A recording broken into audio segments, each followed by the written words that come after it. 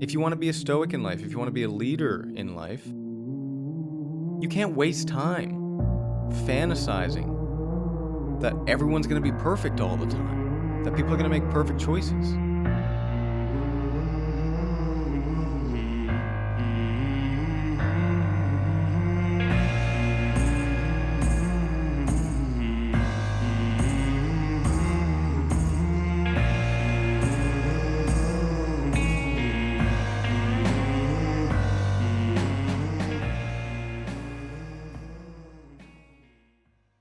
It is the responsibility of leadership to work intelligently with what is given and not waste time fantasizing about a world of flawless people and perfect choices. Marcus Aurelius. Marcus Aurelius, one of the three very famous Stoics, whose work has survived the test of time. We have records of Marcus Aurelius' writing, Seneca's writing, and of course Epictetus. Marcus Aurelius in particular stands out as being a Stoic that is also a leader. And so there's a lot of overlap in his ideas in terms of what a leader should be and what a Stoic should be. And in a real sense, it's the same thing. There's no real difference between leadership and being a Stoic or aspiring to be a Stoic, because the values just line up incredibly well. Part of being a Stoic is being a person that works for the world and works for other people and is kind-hearted and is intelligent and works intelligently and is able to use the dichotomy of control and other Stoic practices to really be a good leader. Now, of course, there's more than one way to skin a cat. I mean, there's leaders out there that are not Stoic, and I wouldn't say that they're particularly good leaders. The thing about Stoicism is if it's a philosophy that works well, if it's a good philosophy to live by, it's also a good philosophy to lead by. And so leadership and Stoicism, they're kind of the same thing in the same sense that Stoicism is the same as virtue, is the same as strength, is the same as fortitude. Being a leader and being a Stoic, we can kind of use them interchangeably. And so what would someone like Marcus Aurelius say about leadership? What would someone, a Stoic who is also just happens to be the most powerful person in the world at the time, what would they even say about leadership? And I think one of the things that Marcus Aurelius struggled with, and he seemed to do a good job with it, but he still struggled with it by his writings, is just the part of leadership that is humility, is remaining humble. I mean, here's the thing. It's really hard for you to stay humble when you are a person of power, when you're someone who has increasing powers. In the case of Marcus Aurelius, when you have control over, the largest army in the world and just a vast amount of land, so much land you can't even really comprehend. It's kind of an amazing thing that a leader like that can be humble at all. But yet, Marcus Aurelius knows this. He's wise enough to know this, and so he reminds himself constantly, consistently to remain humble.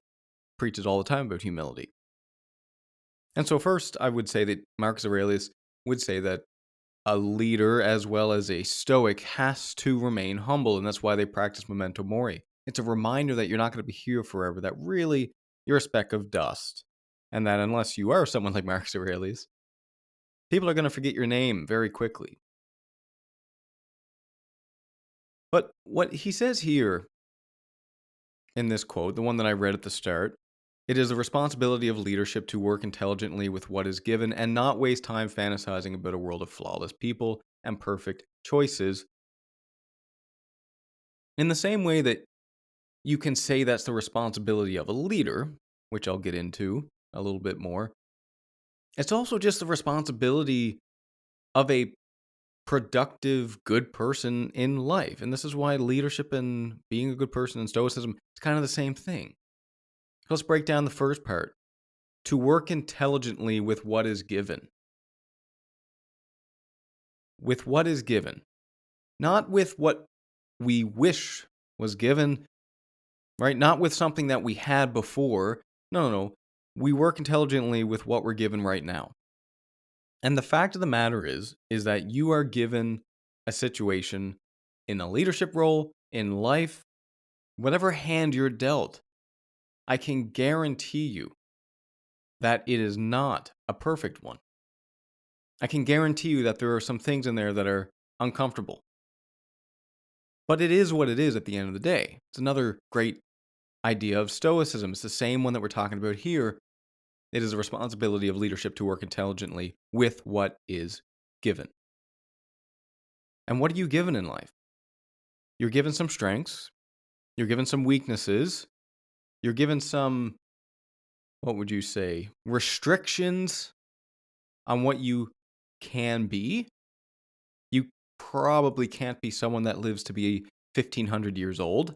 Pretty unlikely. Possible, but pretty unlikely. You can't be someone that's going to be 10 feet tall. Probably. It's pretty unlikely. So you're given a hand. You're given strengths. You're given weaknesses. You're given a personality. And it's your job to take that and not be bitter for having a few cards in that hand that you wish you did have. It's your responsibility to work intelligently with it, meaning to work wisely with it and make the best of the situation. Hey there. Let me thank you for being a listener to this ad-free podcast. If you enjoy the podcast, there are a few things you can do to help me out. A 5-star review on Spotify or wherever you're listening to this really does help, and it's free. You can also sign up for my Substack newsletter or Patreon.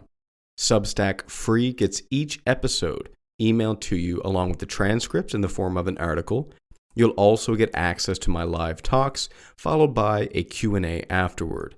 Substack Premium supporters and my patrons on Patreon get access to the recordings and a brief article of those Q&A sessions, access to full episodes of the Paradoxically Speaking podcast, my Steps to Success interview series, Stoic meditations, and much more.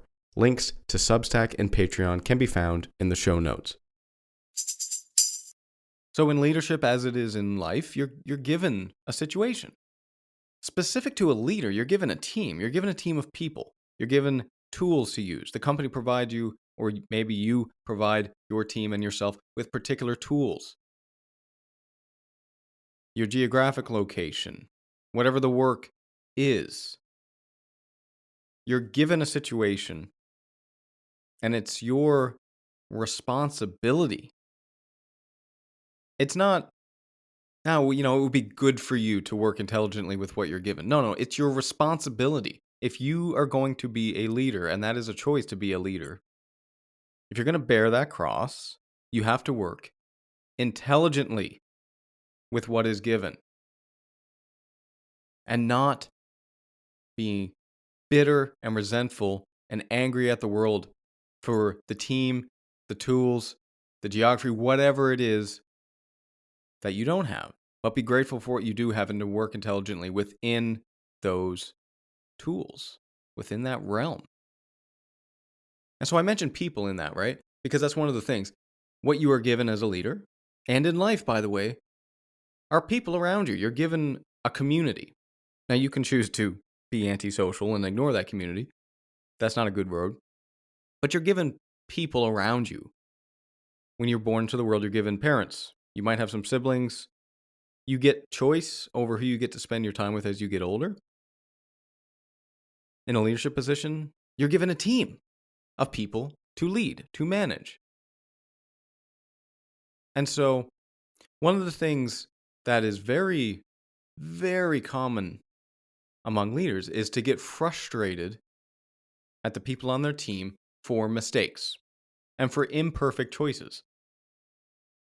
It's very common for you, as a leader, to get upset when someone fails on your team, when they make a dumb decision, when they're angry, when they're bitter, when they are toxic, when they make a choice and you look back and you think, there's a couple choices you could have made that were worse, but that's pretty low. That's pretty low on the on the choice radar. I mean, that's really bad. You would have had to try really hard to make a worse choice than that, right?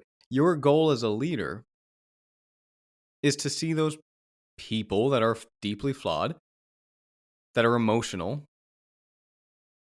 that have made imperfect decisions, and guess what? Who will continue to make imperfect decisions. It's your responsibility as a leader to accept that, that these are the people I have. Now, of course, if we get practical, if you're in a leadership role, you can change people on your team. You can fire people. You can hire new people. Of course. But don't fantasize about a world of flawless people and perfect choices. It does not exist. And that's really what leadership is. Working intelligently with what you're given and accepting the flawed, imperfect people that are helping you on whatever it is you're doing. And so let's translate that to life. Let's translate that to the world. Because if to be a good leader is to be stoic, then to be stoic is to be a good leader. So let's say you're not in a position of management, you're maybe not a leader in a company. You still are a leader if you choose to be one in your life. Now, what does that look like? Well, Marcus Aurelius already told us, right? Being a leader in your life is working intelligently with what is given and not wasting time about flawless people and, well, people who make perfect choices because they don't. And so the people that you have around you, there has to be a constant air of forgiveness around mistakes and flaws. So, in your day-to-day life, when someone, maybe it's your spouse, maybe it's your daughter, maybe it's your mother, when someone gets a little angry with you, they get a little pissed off at you, and you, as a flawed human being, you get a little upset because that's your initial reaction. If you're going to see yourself as a stoic, as a leader, you have to take that and you have to say to yourself, well, this is just a flawed person. Of course, they're going to be angry sometimes. This is a human being. Of course, they're going to be emotional sometimes. How could I expect it any other way? How could I reasonably, intelligently, wisely expect it any other way? And the truth is that you can't. If you want to be a stoic in life, if you want to be a leader in life, you can't waste time fantasizing that everyone's going to be perfect all the time, that people are going to make perfect choices. It doesn't exist. That situation, it's only in your fantasy, it's only in your imagination. And so, have a little bit of compassion, have a little bit of empathy for the people around you. When they do something that upsets you, when they do something that might even be toxic, when they do something that you just think, well, how could I even like someone like you that you just did something like that? Remember that nobody is perfect. And you're included in that, by the way. That nobody makes perfect choices. That we're all just a bunch of emotional wrecks. We're a bunch of children trying to be adults. And that's okay. That's what life is. It can't be any other way. Any other way is a fantasy. I would encourage you to be a stoic, and I would encourage you to be a leader. And I would encourage you to accept whatever life is giving you. And I would most certainly encourage you to do the best with the people around you, to forgive easy, to be easy. And I think if you do that, I think you'll be a better stoic, you'll be a better leader. And if the stoics are right, you'll live a happier life.